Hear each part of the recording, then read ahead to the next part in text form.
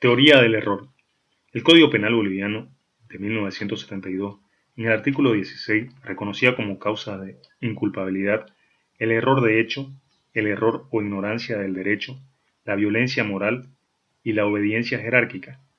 Estas dos últimas causales han sido suprimidas por la reforma. Estas dos últimas causales han sido suprimidas por la reforma de 1997. La explicación y mi opinión contraria a la reforma la daré más adelante. Ahora debo abocarme en la explicación sobre las dos causas que destruyen la culpabilidad, el error de tipo y el error de prohibición. Para ello consistía anteriormente el error de hecho y el error de derecho. El error.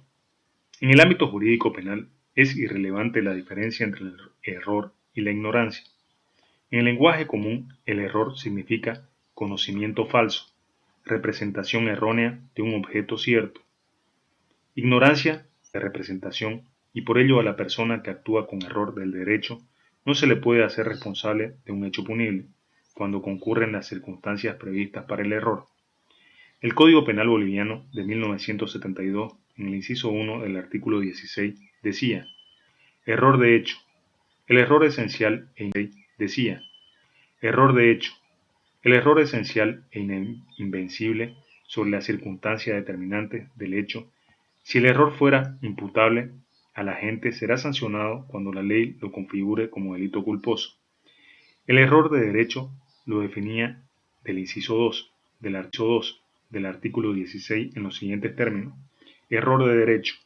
El error o ignorancia de la ley no imputable al agente cuando éste hubiera obrado en la creencia que su acto era lícito.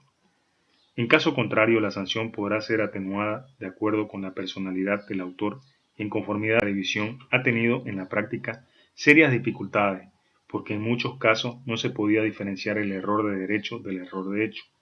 La confusión anteriormente citada ha dado origen a la elaboración de otro concepto más adecuado a la ciencia del derecho penal. Este cambio positivo se debe a la teoría finalista de la acción, que ha elaborado los conceptos de error de tipo y de prohibición.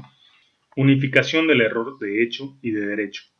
La insuperable dificultad de una limitación entre el error de hecho y de derecho fue acreditada con el desarrollo progresivo de la doctrina, y autores como Binding, Finger y Max Ernst Mayr coinciden en afirmar la absoluta identificación de ambas especies de error.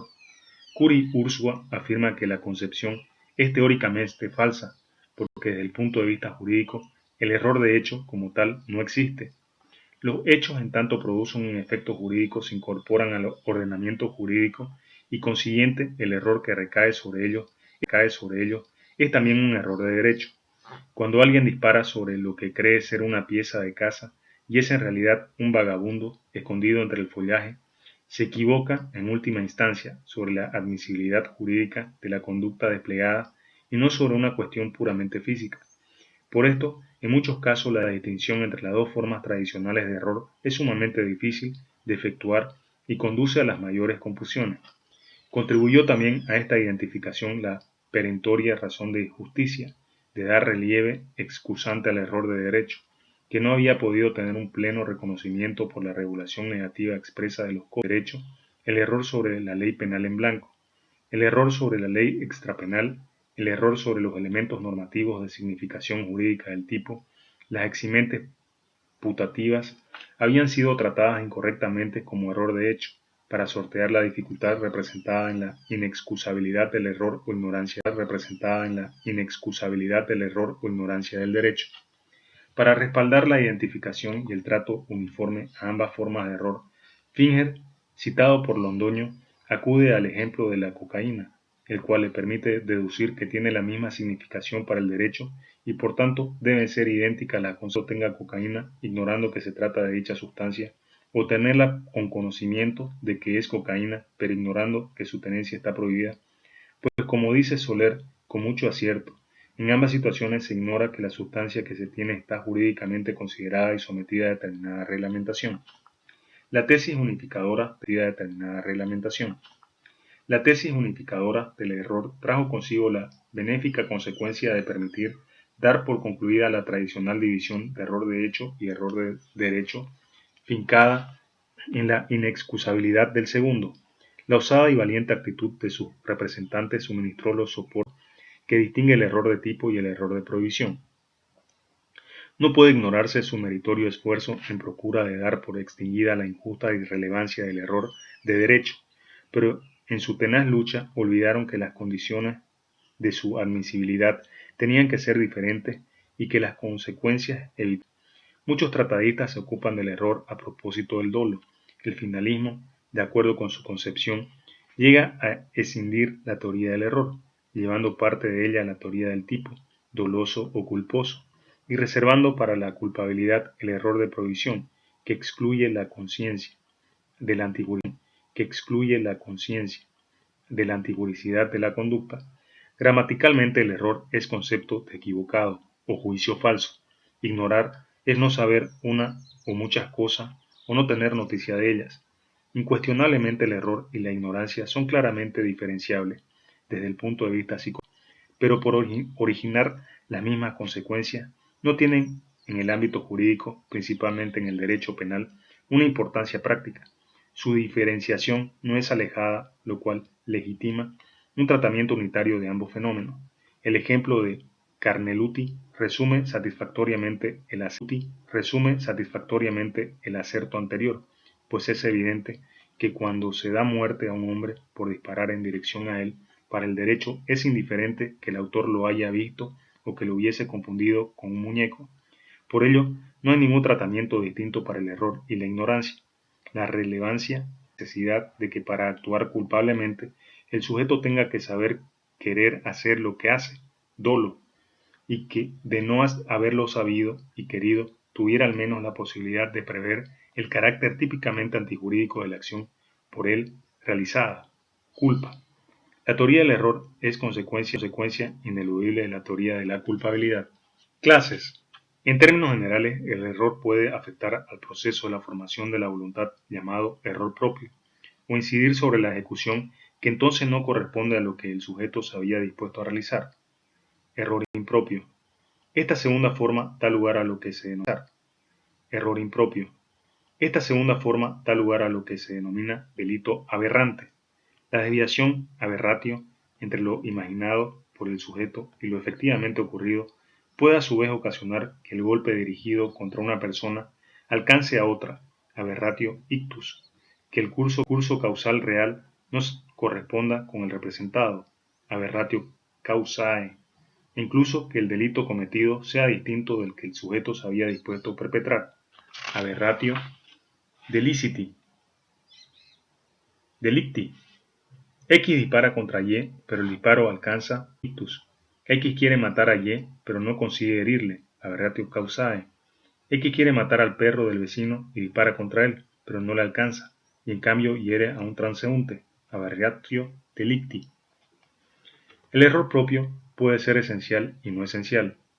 Error esencial es aquel que recae o accidental, el que recae sobre una circunstancia irrelevante para la afirmación de la responsabilidad criminal. X dispara contra Y, creyendo equivocadamente que está muerto, para desahogar su furor y le causa la muerte. El error es esencial, porque esencial es para que haya homicidio que el sujeto pasivo sea una persona viva. Si suponemos, en cambio, que X cree, no siendo verdad, que Y sostiene relaciones amorosas con su mujer y dispara contra él matándole, el error es accidental porque el delito de homicidio del artículo 251 está construido con independencia de los motivos que tenga el que cause la muerte. El error esencial, a su vez, puede versar sobre un elemento del tipo, error sobre el tipo o sobre la antijuricidad de la conducta, error de prohibición. El tipo y el error de prohibición depende del concepto de que se mantengan a propósito de la tipicidad, la antijuricidad y sus relaciones. Por ello, el desacuerdo en la literatura viene a traducir las diversas concepciones sobre estos extremos. Así, por ejemplo, si se entiende que el dolus naturalis per posibilidad de una comisión culposa, en todo caso, el tratarse de una conducta atípica por ausencia de dolo, pero así, como afirma Rodríguez de Besa, el dolo como dolus malus está integrado en la conciencia de la antijuricidad, pertenece a la culpabilidad, No bastará un error esencial para excluir la posible, subsiste la imputación a título de culpa. Las posibilidades de que un sujeto crea que está realizando un acto lícito, siendo así que su conducta es contraria al derecho, radican en la errónea admisión de una causa de justificación cuando no la hay, es decir, en la concurrencia de una causa de justificación putativa. No la hay, es decir, en la concurrencia de una causa de justificación putativa. Estos supuestos se denominan error de provisión. Finalmente, otra clasificación sumamente importante es la del error vencible e invencible. Es vencible aquel error que el sujeto pudiera podido evitar poniendo la correspondiente diligencia. Invencible aquel que ni aun poniendo la diligencia de la que es capaz hubiera podido evitarse. Cuando el error afecta al proceso de formación de la resolución de la voluntad, invencible excluye el dolo y la culpa, por consiguiente la responsabilidad penal. El error esencial, pero vencible, excluye siempre el dolo, pero no la culpa, pues la vencibilidad del error supone una falta de la debida diligencia. Estas reglas son aplicables lo mismo sobre el error de tipo de la llamada ignorancia de la ley, a consecuencia del principio ignorantia iuris non excusat, que no puede de ningún modo interpretarse en el sentido de que el error de derecho no beneficia nunca a quien lo padece. Una cosa es que las leyes estén en vigor con independencia de que sean conocidas o no, pues la imposibilidad de conocerlas en su detalle, aun por los juristas, está fuera de toda duda razonable. Condicionar su aplicación a este conocimiento supondría tanto como dejarlas enteramente sin efectiva vigencia, y otra que aquel que cree erróneamente que está realizando un acto permitido por las leyes penales sea responsable del mismo, a título de dolo, sin conceder efecto ninguno al error en que se encontraba. El viejo aforismo error iuris nocet, el error de derecho perjudica, y error facti non nocet, el error de hecho no perjudica, carece hoy de sentido, y más la impracticable distinción entre el derecho penal y el derecho extrapenal, pues no hay un error extrapenal que pueda ser tenido en consideración si no se repercute sobre la ley penal. El que desconoce sobre la ajenidad de la cosa se equivoca sobre la propiedad. El requisito de la ajenidad tiene relevancia porque está contenido, por ejemplo, en el artículo 326, o sea, en una ley penal. El problema adquiere especial virulencia en el mundo moderno, donde además de los movimientos migratorios del turismo, traslada millones de personas de un país a otro, en el que se desconocen no las leyes, sino incluso por las mismas normas que el error propiamente dicho. Hay que procurar, no obstante, distinguir cuidadosamente los diferentes casos y especialmente no confundir el error in objeto con aberratio ictus. En el error sobre el objeto material del delito, el sujeto no se equivoca en cuanto a la dirección de su ataque, pero confunde y ahí En el error sobre el objeto material del delito, el sujeto no se equivoca en cuanto a la dirección de su ataque, pero confunde y ahí reside su error, un objeto con otro. El golpe va dirigido contra un determinado destinatario y alcanza su meta. A dispara contra un bulto creyendo que es la persona a quien quiere matar, pero es un animal. Dispara contra Pedro confundiéndolo con Juan, a quien quiere dar muerte. Ambos son ejemplos de error in objeto. El segundo en la modalidad de error in persona. En la aberratio ictus, el ataque dirigido contra un determinado objeto alcanza contra la voluntad del que lo lanza a otro. En los anteriores no se confunde con el objeto, pero por su mala puntería el disparo dirigido contra el animal alcanza a otra persona. El error sobre el objeto, especie del cual es el error sobre la persona la que se dirige el ataque, es inesencial, cuando no conlleva un cambio de título de imputación. Si A intención de matar creyendo que es B, no hay error esencial, puesto sabía que C era una persona y quiso privarle de la vida.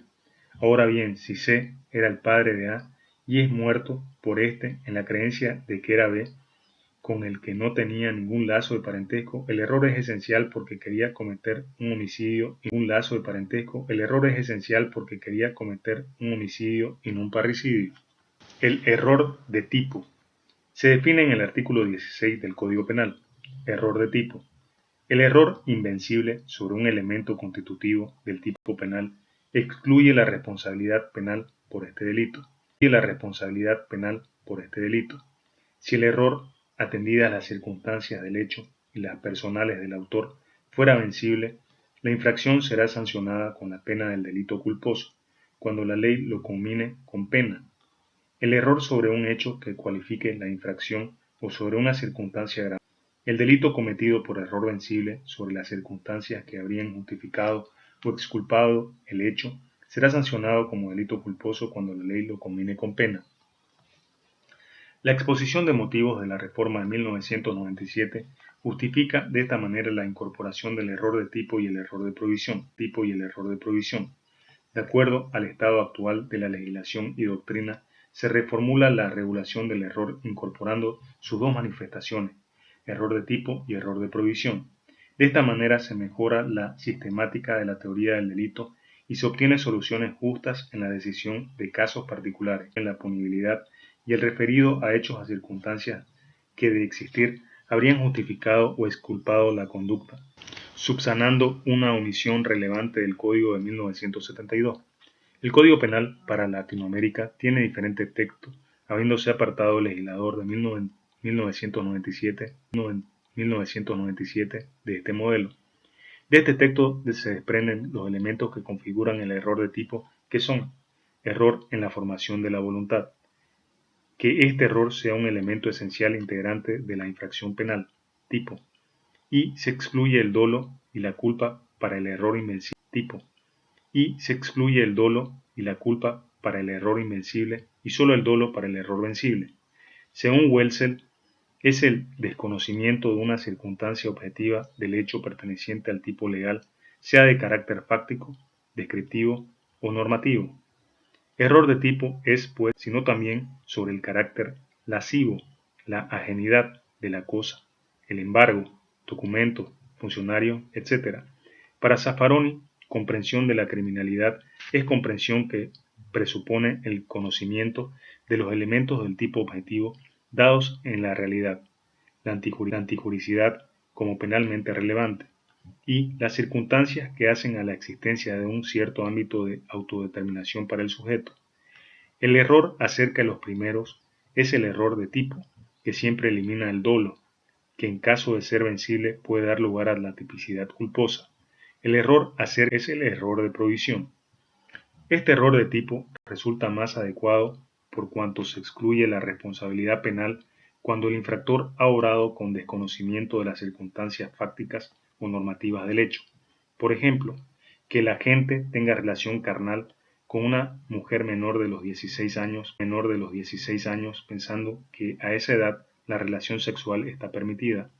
Wetzel grafica con mayor claridad la diferencia entre error de hecho y error de tipo, y dice: la diferencia fundamental de ambas clases de error no se refiere a la oposición situación de hecho-concepto,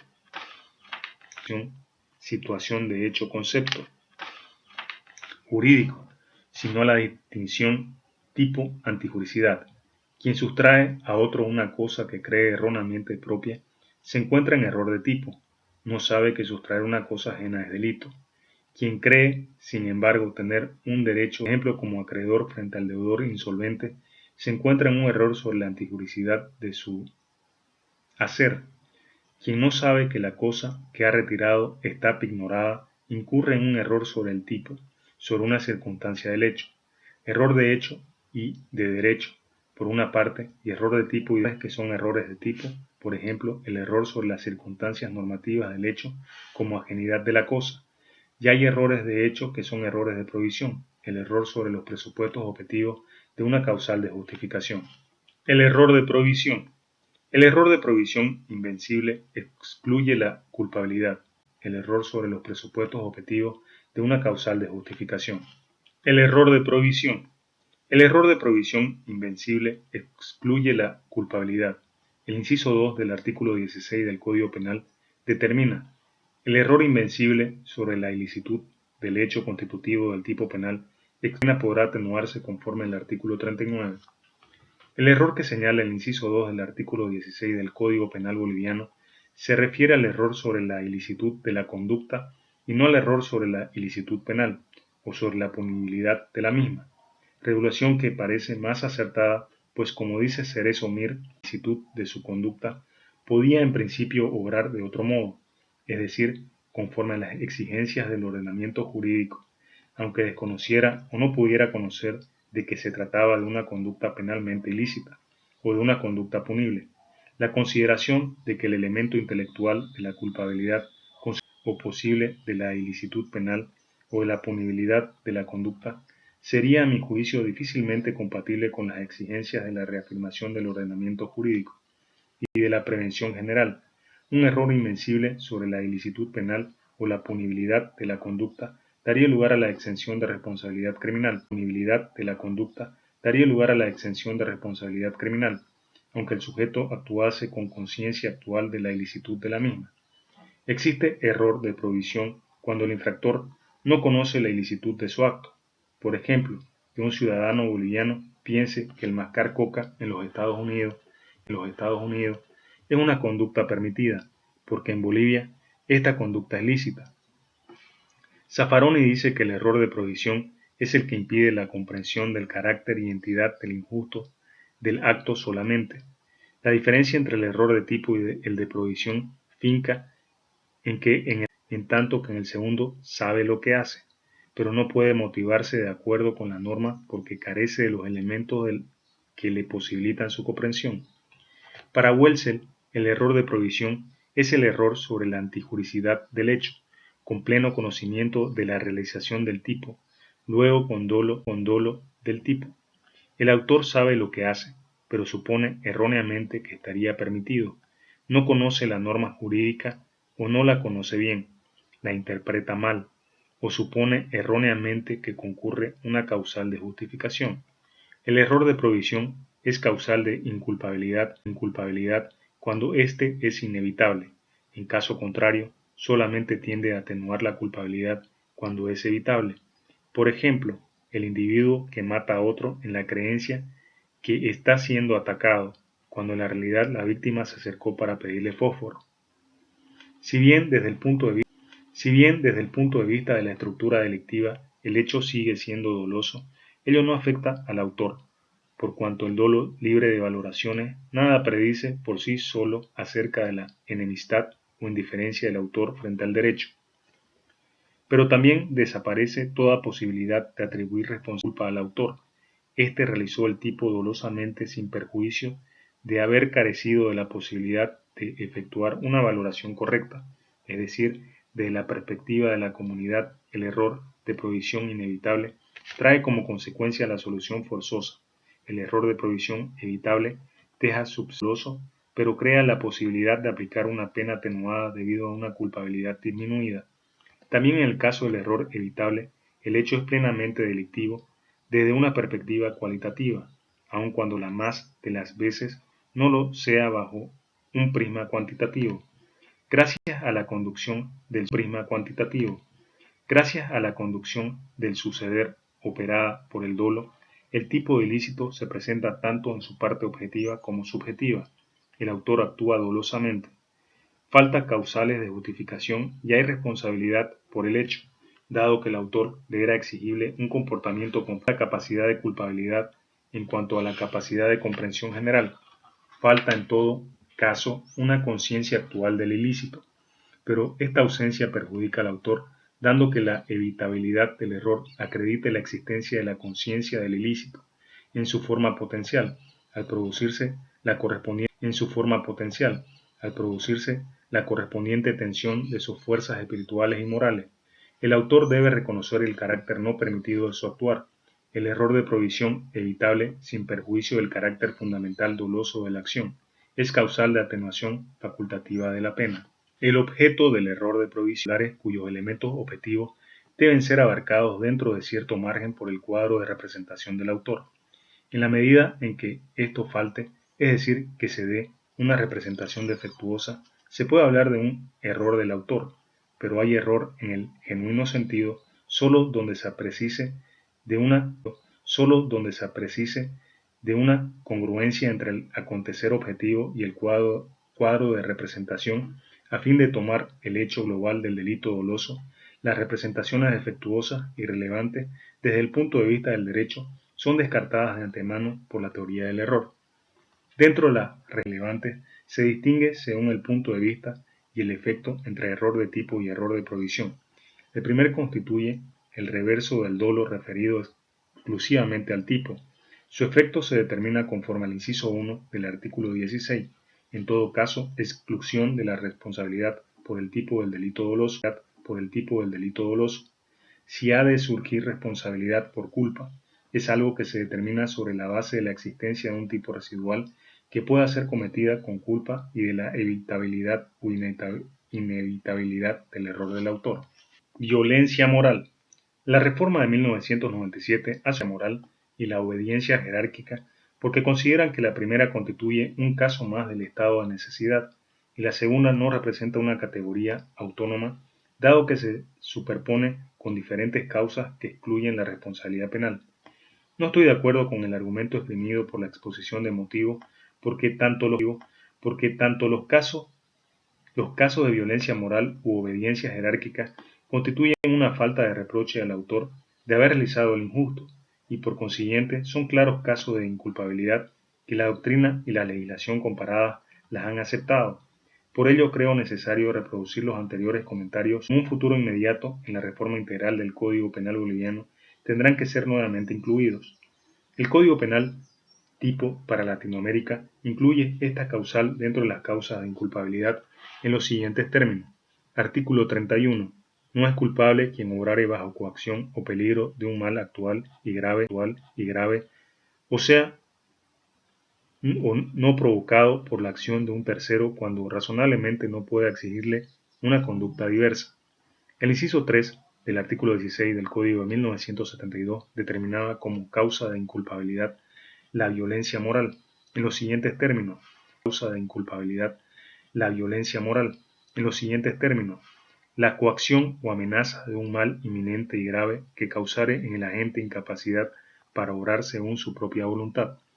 El ordenamiento jurídico penal boliviano establecía la diferencia entre violencia física, vis absoluta, colocándola como de acción, y la violencia moral, vis compulsiva, como causal de inculpabilidad.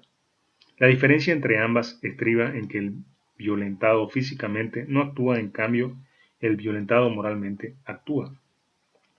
La amenaza debe ser hecha de tal manera que a la gente le quede privada totalmente. Dice que debe existir un mal igual o mayor que el que se trata de evitar. La insuperabilidad y el mal han de interpretarse objetivamente. Insuperablemente es el temor que hubiera determinado a una persona de constitución psíquica sana y reacciones normales actuar en las mismas circunstancias. El mal igual o mayor que se trata de evitar ha de ser real, serio, inminente y no justificado por el ordenamiento jurídico. Por su parte, Soler dice que es coacción la amenaza de un mal inminente, tanto si va acompañado de sufrimientos actuales como si no los comporta. Las torturas, padecimientos, daños, no son violencia sino coacción, y lo son en la medida en que doblegan la voluntad por la efectiva y elocuente demostración de la que aún puede venir. El hecho de que las torturas contengan ya un mal no cambia. El hecho de que las torturas contengan ya un mal no cambia su naturaleza. Su valor excusante debe ser medido siempre con relación a la representación del mal inminente, que en ellas se funda, o que de ellas se puede razonablemente inducir. Esa razonabilidad debe tomar en cuenta la situación de intensificación del medio que la tortura puede comportar. Obediencia jerárquica. El inciso 4 del artículo 16 del Código Penal de 1972 establecía como causa de inculpabilidad la obediencia jerárquica en los siguientes términos. La obediencia jerárquica siempre que la orden emane de una autoridad competente para dar la contraria a la Constitución, en este caso será punible el que dio la orden. El legislador de 1997 ha excluido esta causa de inculpabilidad apartándose del Código Penal para Latinoamérica, que en el artículo 32 dice: no es culpable el que actuare en virtud de obediencia jerárquica siempre que la orden emane de autoridad competente para expedirla y reúna las formalidades legales. Que el agente esté jerárquicamente sobornado a quien expida la orden. que la orden no revista manifiestamente el carácter de hecho punible. El texto de este inciso, derogado por la reforma de 1997, el texto de este inciso, derogado por la reforma de 1997, llevaba a algunas conclusiones. En principio, esta causal de inculpabilidad se refiere preferentemente a las relaciones castrense, ejército-policía. Por otra parte, debe existir una relación entre el que da la orden y el que la recibe, de tal manera que el que ejecuta la orden obtenga la obligación de acatarla. Es el denominado deber de obediencia. Rodríguez de Besa sostiene que en la obediencia hay una triple relación, de un lado entre el superior y el inferior, de otro entre el de la orden y finalmente entre el superior y el tercero. El texto de la anterior ley aclaraba que la orden no vaya contra la Constitución y las leyes. Para ella, el inferior tiene el derecho de representación ante el superior. Por ejemplo, si el superior de la orden de formar un pelotón de fusilamiento para ejecución, habida cuenta de que en Bolivia, por precepto constitucional, no existe la pena de muerte. Finalmente, la ley hacía responsable penalmente al superior